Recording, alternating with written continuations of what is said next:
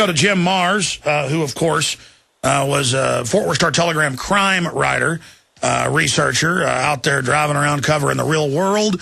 Talk about street smarts. He's the first person to actually teach a university-level course on the JFK assassination from the congressional perspective, that it was a government conspiracy.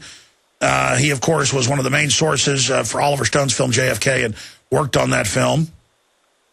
And it just goes on and on from there. He's a member of Scholars for 9/11 Truth, and he's written a bunch of best-selling books: The $1 Trillion Conspiracy, Rise of the Fourth Reich, The War on Freedom, JimMars.com. Again, I'm Alex Jones, if you just joined us, with Infowars.com. And I wanted to get Jim on because he's written a lot about the Knights-Templar. And for those that don't know, there are groups associated with Knights-Templar, Rosicrucian / Illuminati all over Europe. A lot of wealthy, rich people are involved. It's in the news that he was at meetings with very wealthy people. They had a show on Sky Television making fun of yours truly a few years ago. I forget that host's name, Andy something. And they, quote, go interview a member of the Knights Templars, and then he swears he's going to let him meet with the Knights Templar, and then he arrives and he's the Knights Templar. But so it's all about magic, but not real magic. It's about conning you, sleight of hand, manipulating the members, and convincing people like Breivik to go out and do this and feel like he's a big hero. When you can just look in his eyes, he's completely insane. And he admits, these rich, powerful people in government helped him. Yeah, they're going to help send you right to prison, pal. But let's go to Jim Mars and talk about the Illuminati, the Templars, the Friday the 13th. All these terms we have come from these groups and the Crusades and all of this indelible mark on our current situation. Jim Mars, good to have you here. Hey, Alex, good to be with you. It's interesting to hear you say that you now understand that they start off calling you a kook, and then after a while, everybody finds out that everything you said was absolutely true, but you're still a kook, right? Yes. Well, welcome to the society, because I've been at it for about 50 years now, and everything I've ever said has come true, but I'm still the kook. Exactly. I mean, Alex said buy silver when it's $5 an ounce. It's now $42. He's evil. Alex said buy gold at $300 and something. Now it's $1,600 plus. He is bad. I mean, literally all over the web, I am evil. I am evil for being right. Sorry, Jim, go ahead. George Orwell said that telling the truth in a dishonest society is a revolutionary act. So, yeah, you're pretty radical, okay? Hey, Jim, I don't even know your view on this, your analysis. We've been having different perspectives from different people. Dr. Steve Pachinik, Dr. Tarpley, different views yesterday. And some people are like, well, why did you have Pachinik on if he disagreed with you? Because I wanted to hear a different perspective. And quite frankly, I didn't know his view. I called him cold, get him on, and I would have done it over again. But so I don't know your view on the shooter. I want to get into it, and then some of the history of the Knights Templar. Okay. Well, number one, I'm not going to stick my neck out and say that good old Anders it was one thing or another, because it's too fresh and information is still rolling in. But what I will say is I see the same commonality of contradictions and questions that seem to crop up in all of these false flag operations. First they say, immediately they say, it's Al-Qaeda. And then we find out Al-Qaeda apparently ain't got anything to do with it. And yet that was all over the news, and that's going to stick in a lot of people's minds. And then we're told, no, he's just a lone nut, even though initial reports said they had arrested someone else. And, this is, again, because I lived through and have covered so extensively the Kennedy assassination. There was probably 24 people arrested in and around Dealey Plaza at the time of the Kennedy assassination.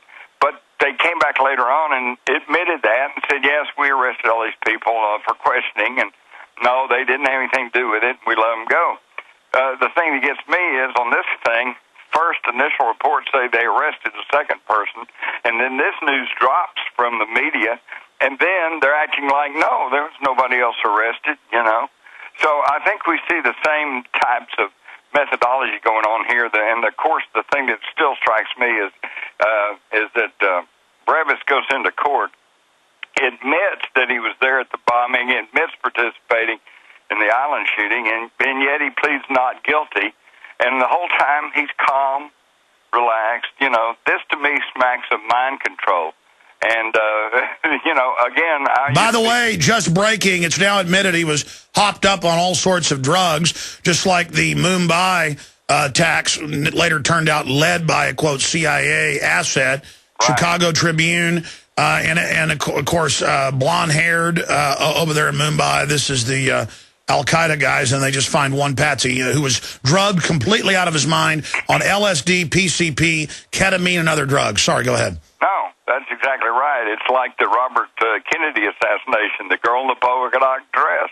Seems like there's always somebody around acting as a handler. And of course, when the news comes out, the two things that strike me is, number one, he was in meetings with prominent business leaders and political leaders, and that also that apparently the police had him identified before they ever caught anybody, and before anybody even actually knew what was going on. So I just see all these telltale tracks that tell me there's more to this story than what we're being told. And of course, you and I both, Alex, we tend to deal in the macro geopolitical scene, and I think it does fit in. And when he starts talking about being a member of the Knights-Templar, of course, that throws it into a whole new level, because you have to understand that when we start talking about Masonic orders, there are two very distinct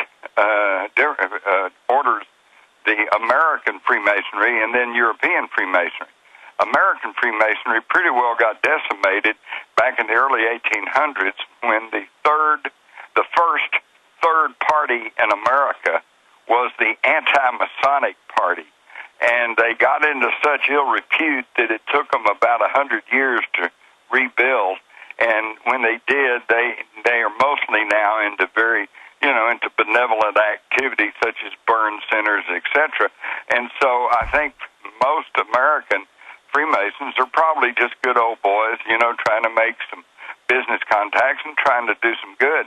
This is very different from the European Freemasonry, which came under the control of the Illuminati back in 1782 at the time of the Wilhelmsbad Conference, when European Freemasonry was infiltrated and basically taken over by the Illuminati. And, of course, then you understand that Freemasonry itself was a creation of the old Knights Templars, which had become such a powerful, wealthy, and controlling organization that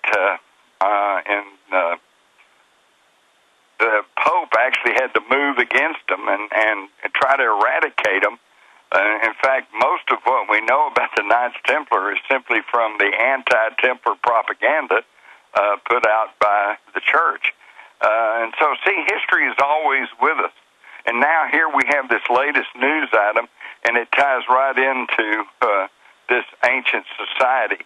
And, of course, then where did the Knights Templars claim that they got all their knowledge and their information? From the secrets of King Solomon, and exactly. From their conquering, of course, of Jerusalem, and claiming that they may have actually dug up the Ark of the Covenant and buried it somewhere. Holy Grail, all of this myth, but the Holy Grail, it turns out, really is just their occultic knowledge and information. And then, of course, tell folks about Friday the 13th. That's when they had the big purge and killed a lot of them.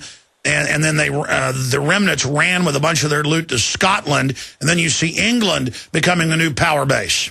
That's exactly right. In fact, a lot of people have seen the Mel Gibson movie, Braveheart. The big final battle there was the Battle of Brockburn, which was what freed Scotland from English tyranny. And it's an interesting thing to study because, as you say, the Knights Templars had fled Europe in the wake of the attack on them by the French king and the Pope. And yet, on the Battle of Brockburn, the British had them outnumbered and basically had almost carried the day when suddenly a new contingent arrived on the field. And by many accounts, this was Knights Templars who were basically the Waffen-SS of their day. They were greatly feared and were a tremendous military order and force.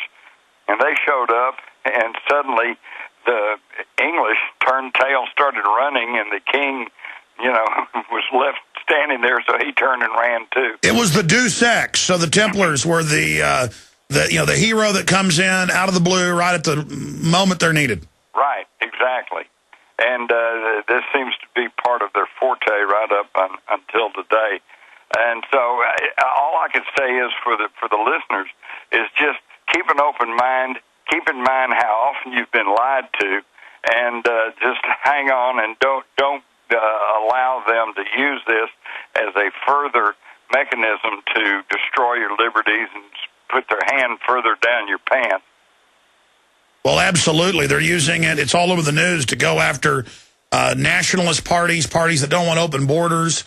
And what the political class is doing is they bring in foreigners who could be assimilated and be good folks, but they're turned into political special interest against the people that originally, were in the area, and the older political systems that were hard-won liberties and freedoms.